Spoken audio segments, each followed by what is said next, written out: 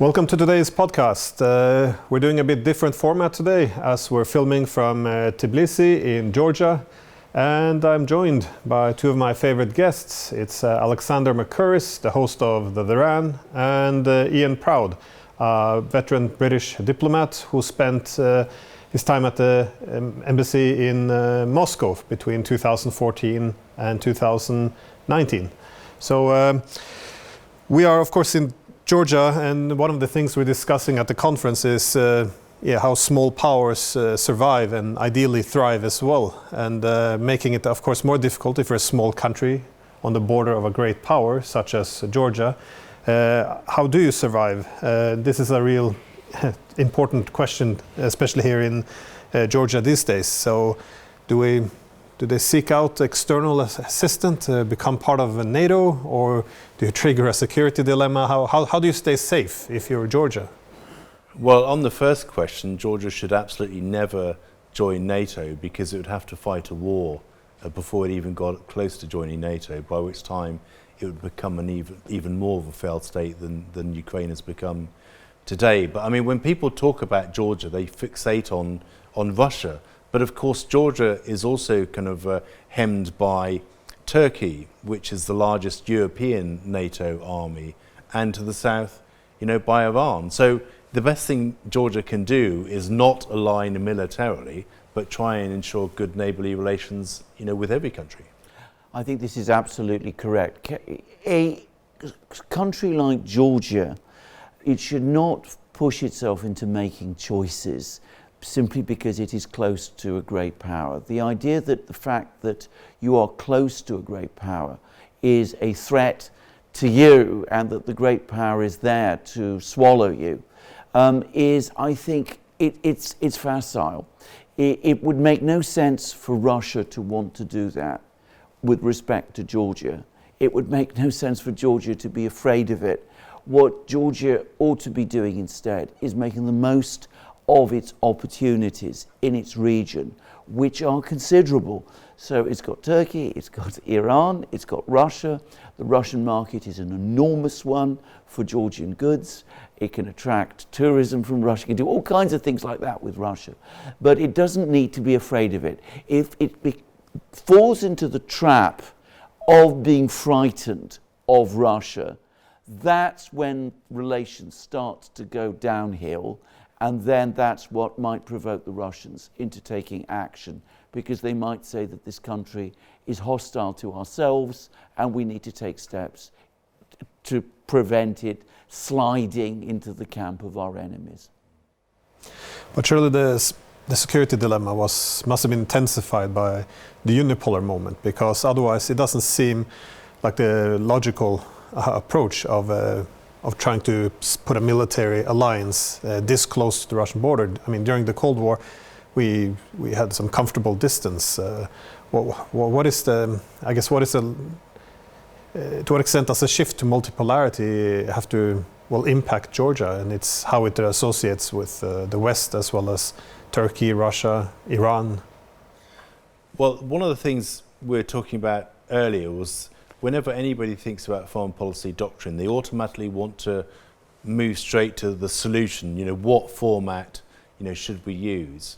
But actually, in an era of multipolarity, what Georgia needs to do is to think about what its core strategic interests are first, and then go from there. And they should be, as they are practically for every country, how to ensure Georgia's prosperity and reduce poverty, how to ensure the wellness and security of their citizens, and how to maintain their territorial integrity. And if they think of all of their foreign policy through those three lenses, I imagine they might conclude that the best way forward would be to be multi-vector, a bit like Kazakhstan has managed successfully over many years, in having as good relations with China and Russia as it has with the European Union and with the USA. But is this possible for Georgia, though? Because a key problem we have in Europe now is obviously the European security architecture, kind of all breaking down. The whole premise now for security appears to be, NATO gradually expanding eastwards. So once we now have a divided Europe, the countries on the dividing lines, be it Ukraine, Moldova, Georgia, they are under immense pressure, though, to choose. Either you belong to the West and NATO. Otherwise, you're pro-Russian and you belong to the Russians. How can they avoid, I guess, becoming vassals in a divided Europe?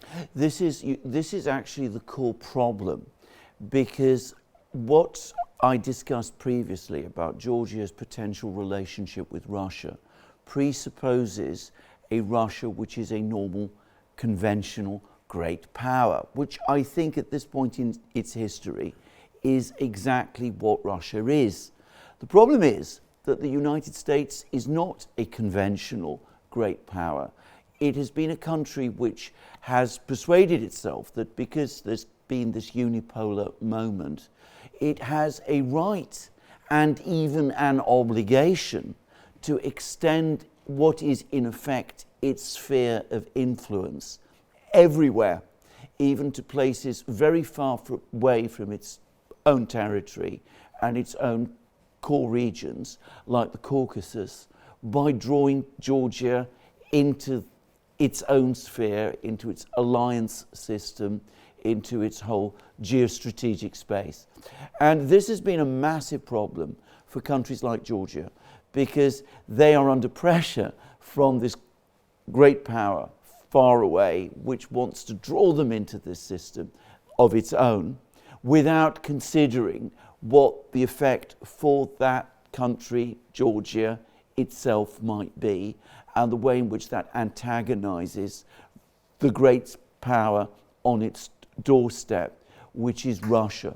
Now, hopefully, the Americans are gradually waking up from this illusion. They're probably, I would like to believe, starting to realize that this attempt to try to extend your sphere of influence everywhere is not working well for them.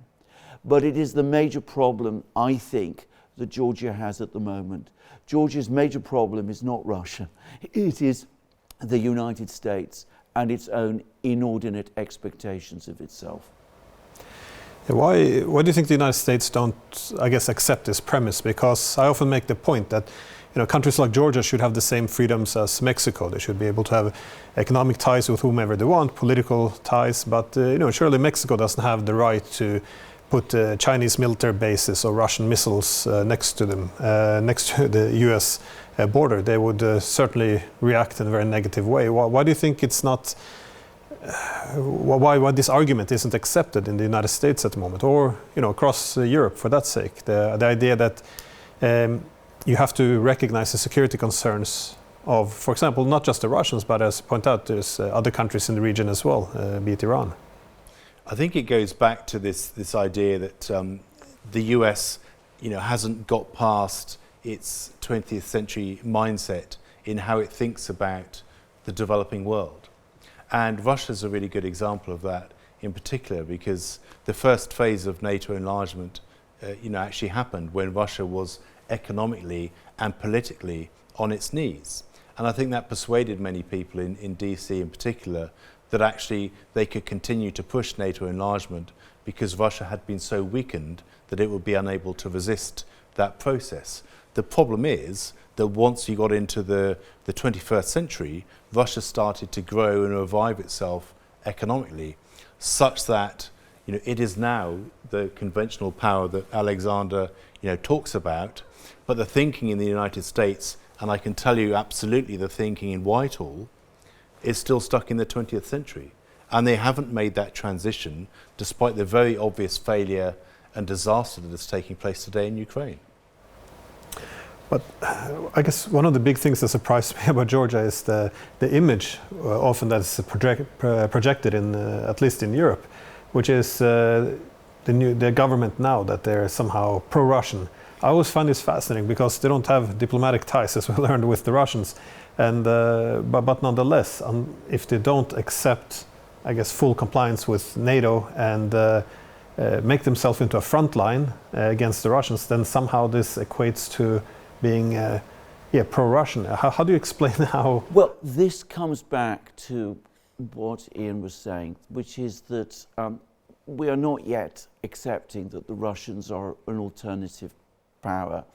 We still believe, and I say we because we still have very much this attitude also in Britain, that we have an obligation and a right to push forward and to draw everybody into what we believe to be the democratic family of nations, which is one which at the same time we control in all sorts of ways. So resisting us and saying, look, we've got our own concerns, our own interests, our own regional concerns, means that you are not agreeing to become part of this great family of nations. And then that begs the question of why are you not wanting to be part of that? And that has to be because you are in league with the other side, and that must mean that there's some kind of nefarious influence and things of that going on. Now, it is a completely wrong perspective. It is has no relation at all to the realities that Georgia is facing today. Georgia has many problems with Russia. The Russians still control indirectly Ossetia and Abkhazia, which is something that Georgia is still very distressed about. It wants to change that. It hasn't even, as you rightly said, diplomatic relations with Russia. The idea that the Russians are exerting that kind of control over what is happening here is completely absurd. But it is not an absurdity we want to see, because if we see it, if we realise that this is wrong, then of course it asks questions, it begs questions about the correctness of what we are doing in a region like this. Yeah, no, I also make the point as well that it's not that Georgia doesn't have legitimate concerns. I think this is, we shouldn't dismiss it. They have, as you said, part of their territory has been lost now, so they do have legitimate concerns. Just what is the best path forward in order to enhance their security? Because you don't want to trigger a security dilemma, which contributed to the loss of these territories as well. But this image, though, of being, I guess, of the Georgian government somehow being pro-Russian because they're not doing what they're told, I found it interesting that it's even by protesters here, it seems to be shared. I mean, we walked past Parliament yesterday and they're waving, EU flags, American flags, and essentially arguing that the Georgian government, who doesn't seem to care much for Russia, are pro-Russians because they didn't commit themselves sufficiently to the West. But how do you think? What role does the West have in, I guess, building up this NGO-led protests within the Georgian society? You as having some backgrounds. Yeah, I mean, it's wound deeply into the system of how our diplomatic networks in the UK, in the US, operate. We have got ourselves into a position, what I call bipolar diplomacy, where we want small states to choose between the good guys, i.e. us, and the bad guys, normally Russia, also China, also Iran, and so on. And ever since the turn of the 20th century, we've pumped millions of pounds yearly into the development of a NGO industry around the world that pursue funds from the British government against key objectives: democracy promotion, human rights activism, LGBT rights. And I'm not saying that any of those issues in and of themselves in the UK are illegitimate. They are, good issues for us within our, society to discuss. But what they're actually doing is they're promoting activism. They're paying for people to push forward activism on these issues, which can run counter with the cultural and political position of the countries in which they operate. That means that Georgia, therefore, has 7,000 internationally funded NGOs, all of whom are pushing against an agenda which runs counter to the domestic policy of the government of the day. And you see that in countries around the world. And this, you can go back to the 1970s in very different ways, people interfering in the internal affairs, of governments. It's systemic, that the way we set up these funds, and you offer money, you'll find an NGO who bids for that money. It's just created this massive industry, and in few countries do you see it as extreme as here in Georgia. Well, it's very dangerous though, because you need a strong civil society as a check on government power. But yeah, of course. But when you have foreign powers financing it, even if it's for good intentions, at least, or originally, it does. I mean, if you see the world as being divided between this liberal democratic Europe and authoritarian other, like being it Iranians or Russians, wouldn't all this financing of NGOs also be linked to the geopolitics, that you should become more like us and less, for example, like the Russians? Because, well, you had...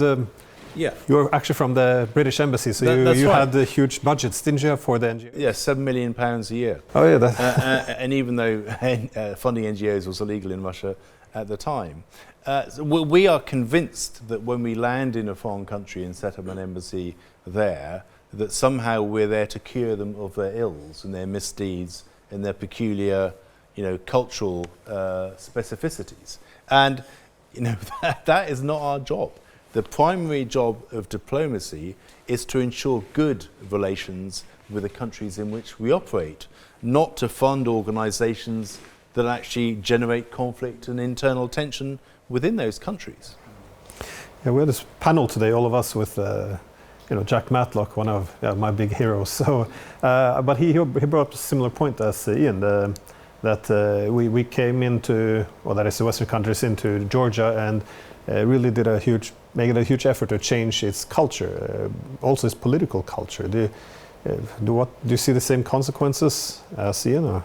Absolutely. And what we are doing is we're inserting ourselves into the internal conversation that Georgia is having. I mean, Georgia is developing and evolving and changing all the time.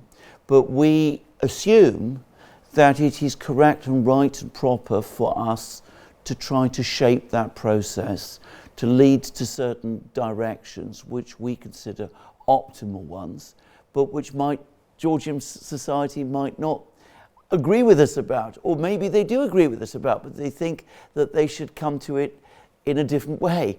This isn't something that we find very easy to understand in the West. And the problem, one of the problems that we have, I think, in the West is that we also believe that in order to preserve what we understand when we talk about peace, we need to have societies that basically share our ideas and share our values and use similar type of methods of political organization to the ones that we have. And we somehow feel that if we don't direct societies in that direction, we are going to create crisis and tension and possible conflict in the future, when in fact it is precisely our efforts to shape those societies which are in fact fueling the conflicts and the tensions that we tell ourselves that we're trying to resolve and avoid. It is very bad for the societies that we interfere in, and it's not good for our own societies either. It involves us far too much in other countries that we don't perhaps entirely understand or even understand very well. Yeah, this. I think it's a good point that we do delude ourselves, it seems, because when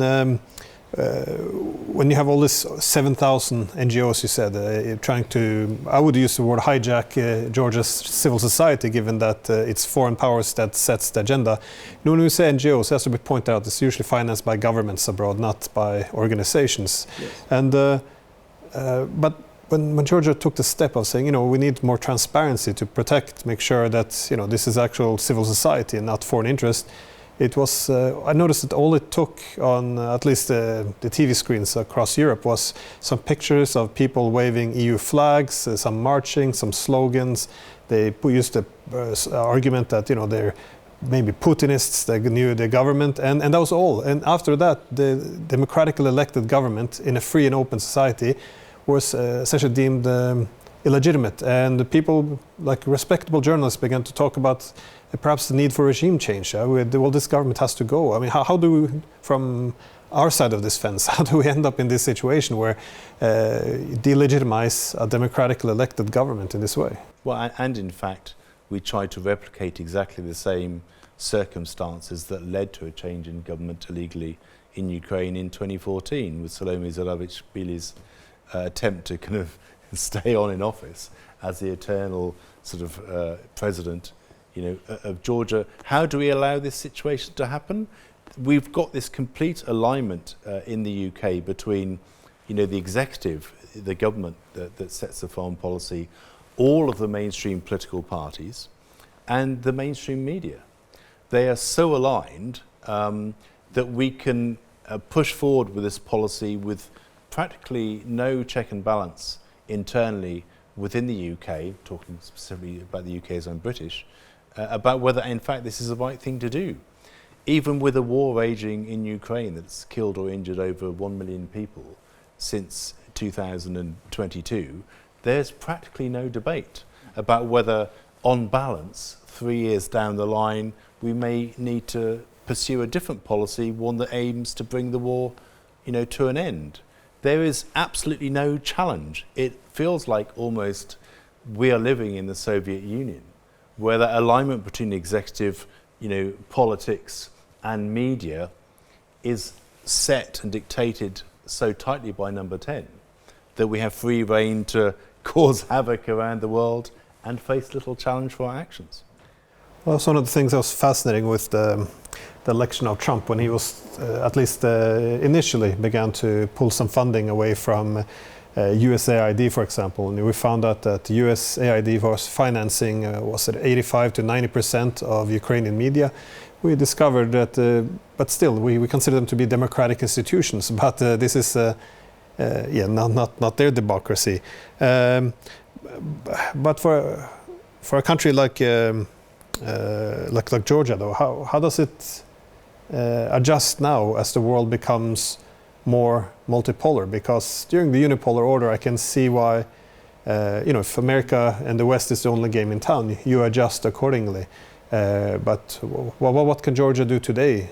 Well, before I answer that, can I just take off from some of the things that Ian said? Firstly, one of the things to understand about perceptions of democracy in the West is that, unfortunately, as a result of all of this, we've come very much increasingly round to the thinking that what makes a country a democracy is the extent of its alignment with us. Because we're the democratic community.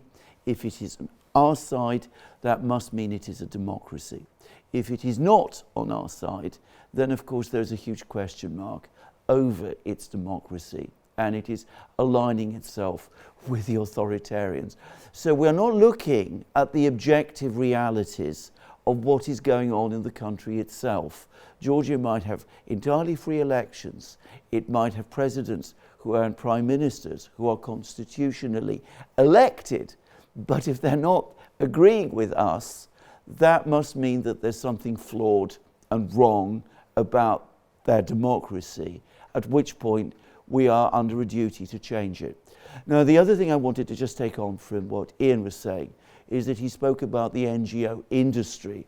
I have been in touch with it at various times. I was already seeing how it was functioning in my previous life in law, and that was a while back. I don't think it is easy to imagine, unless you've seen it close up, what a big and powerful industry this has become.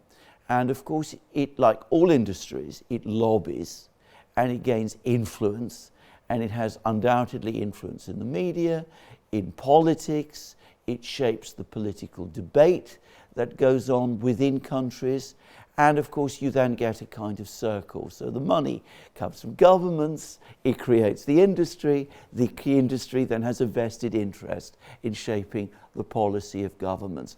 I don't want to say that it's all and simply about that, because there are other players, but it does play a significant role in explaining why we do in the West what we do. Now, coming back to your question about Georgia itself, I think that Georgia needs to understand, first of all, there has to be an understanding within Georgian society and its political system of these processes.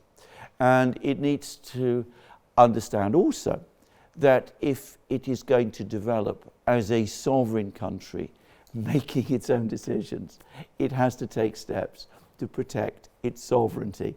And that means sometimes taking steps which might not be very easy things to do and might sometimes be up to criticism to defend, to protect the integrity of its own processes. Unfortunately, I think that is unavoidable, and one would rather it didn't happen. One would rather that there was no need for NGO laws and declaring foreign agent laws and all of those kind of things. But in the present reality, I'm afraid they're inescapable. You see the same NGO's comments I hear from colleagues from Hungary to India. They always make the point about the contradictions, that they are supposed to be the democratic institutions, but nonetheless they don't have a democratic mandate. But it's very hard to criticize them because they operate under the goodness. So when we finance NGOs, it's always for good liberal democratic causes. So it's very difficult to actually speak against them because they can always lean into why they're virtuous, and any criticism of them should be met with suspicion. But I just, before I get back to the multipolar issue, I just want to build on something Alexander said, because a lot of the premise behind the liberal hegemony would be that, I guess the dream scenario would be in the 1990s, when you had countries like Poland. They really, really wanted to be a part of the West. They wanted to get as far away, for example, as the Russians as possible.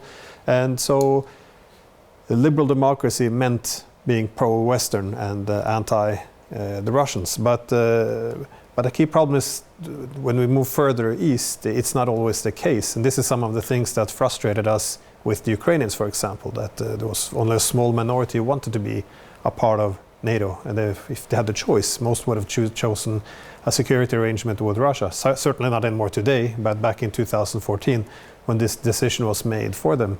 So how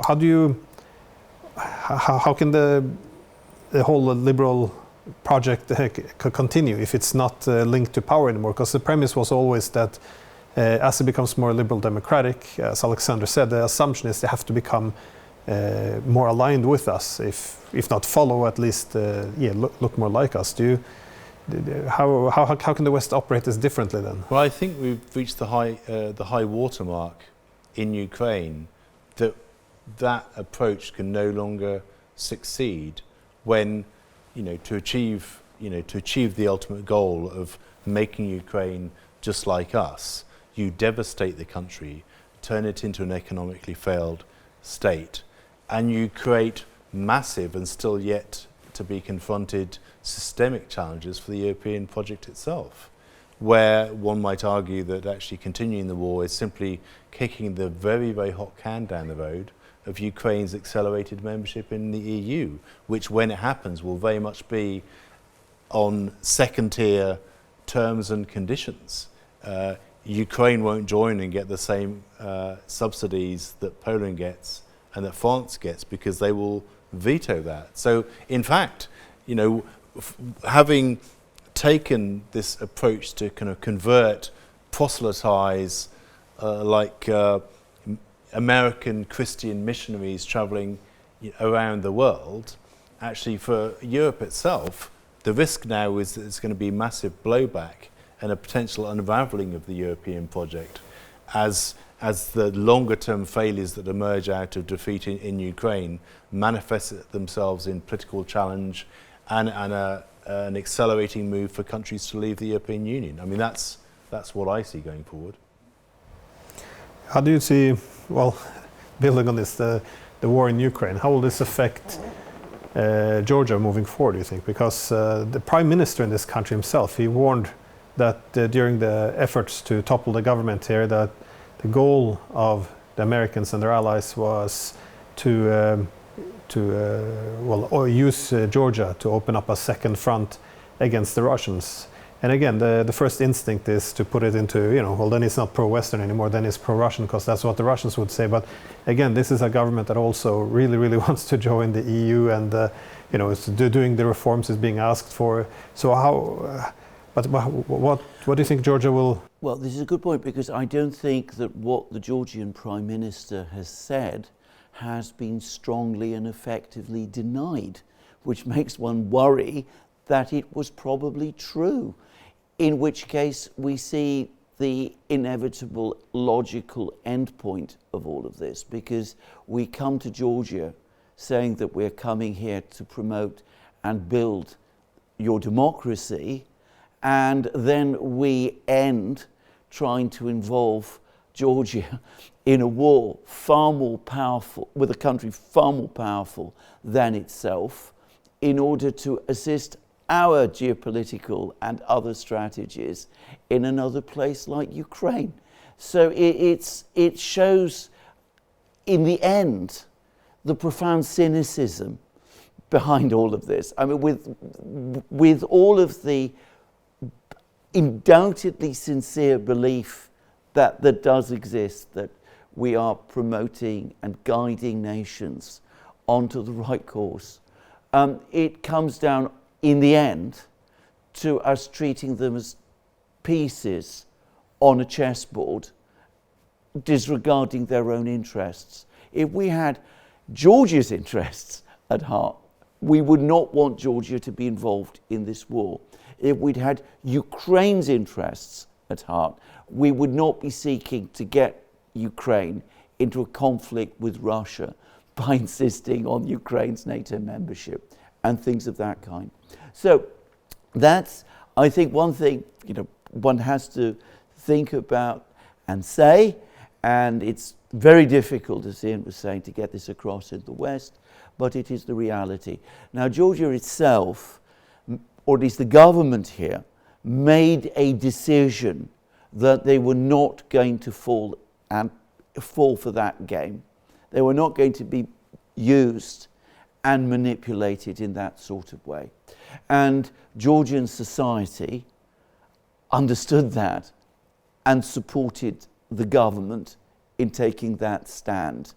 And that goes back to what Ian was saying about Ukraine being the high water mark, because countries like Georgia are seeing what has happened to Ukraine, and they are saying, no, we are not going to be pulled in that direction. And eventually this is going to start having a cumulative effect around the world. So I did speak to a Georgian politician who was telling me that when the war began in Ukraine, that that Americans came here, and they were more or less given the option or offer to join in, because then they can at least acquire their territories back. And this was a great selling point. I mean, if I was Georgian, I would see this as a noble cause. You get your territories back, some historical justice. So it's a good way of selling in a war, but in reality, this is not how it would play out. I think they would end up in a much, much worse situation. But it's a nice way of selling a war, I guess, to a people. That is the justice behind it. Moving on to the last question I had, which is what else going on before, which I'd like to ask both, is the issue of multipolarity again, because people have often different expectations. One suggests that multipolar direction means now Georgia has the opportunity to either diversify its economy so it can be more sovereign, or does it mean that we're going to carve up the world more into spheres of influence again, where Georgia will essentially be captured or become someone's vassal? I don't think that will happen, actually. Large powers will continue to exist and grow and thrive. India is fast coming up on the tracks as well, Russia, of course, China, and so on. And through the nature of economics, countries close to big countries tend to trade with them. That's just the geographical kind of effect of economics. I think what needs to happen, in fact, is to not necessarily manage the relationship of large states with smaller states, but to manage the tensions between the large states themselves. And for that, we have the United Nations. The world map is covered in complexity with territorial disputes, in Europe, in Latin America, in Asia, and so on.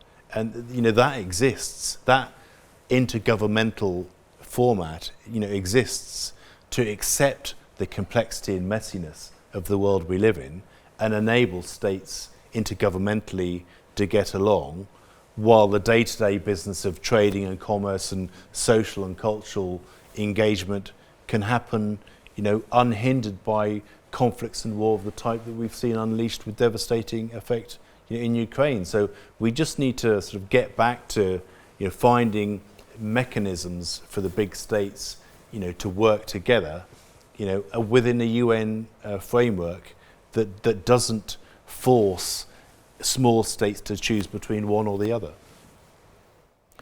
I completely agree. I would add that spheres of influence, in my opinion, would be a disastrous course, ultimately. It would not be a course towards peace, it would be a course towards conflict. Because where does one sphere of influence end and the other begin? What about the countries that find themselves inside that sphere of influence?